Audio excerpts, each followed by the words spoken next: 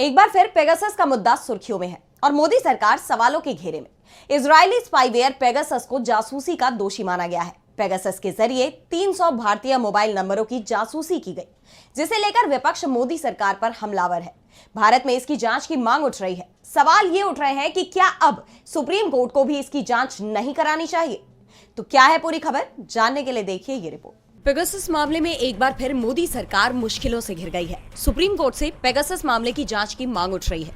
दरअसल अमेरिकी कोर्ट ने ये माना है कि पेगासस का इस्तेमाल कर जासूसी की गई है। व्हाट्सएप की तरफ से दाखिल याचिका पर सुनवाई करते हुए अमेरिकी कोर्ट ने कहा कि पेगासस को बनाने वाली इजरायली कंपनी NSO ने अमेरिकी हैकिंग कानूनों और व्हाट्सएप की सेवा शर्तों का उल्लंघन किया है। इसके साथ ही ये दावा भी सच साबित हो गया कि इस सॉफ्टवेयर के जरिए 1400 लोगों के फोन हैक किए गए और इन 1400 लोगों में से 300 से ज्यादा नंबर भारतीय हैं। इस सच के सामने आते ही एक बार फिर विवादों का सिलसिला शुरू हो गया है। कांग्रेस सांसद रणदीप सिंह सुरजेवाला ने मोदी सरकार पर सवालों की बौछार कर दी है।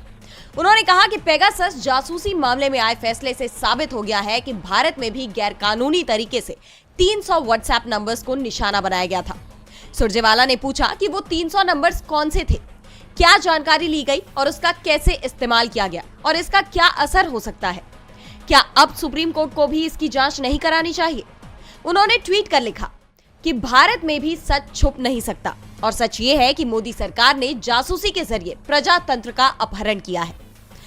दरअसल भारत में पेगासस का मुद्दा 2021 के दौरान चर्चा में आया था। एक रिपोर्ट में यह खुलासा किया गया था कि पेगासस का इस्तेमाल मोदी सरकार के 2 मंत्री, 3 विपक्षी नेता, एक संवैधानिक प्राधिकरण, कई पत्रकार और व्यवसायी पर किया गया था, जिससे केंद्र सरकार और राज्य सरकारों पर गंभीर सवाल खड़े हो गए थे।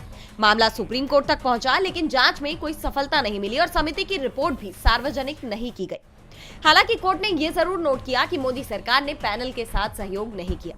लेकिन अब जब अमेरिकी कोर्ट में NSO केस हार गया है, तब एक बार फिर भारत में इसकी पुरानी फाइलें खोली जा सकती हैं। और क्योंकि NSO पहले ही ये साफ कर चुका है कि वो केवल सरकार से ही डील करते हैं, ऐसे में मोदी सरकार की मुश्किलें और बढ़ सकती है।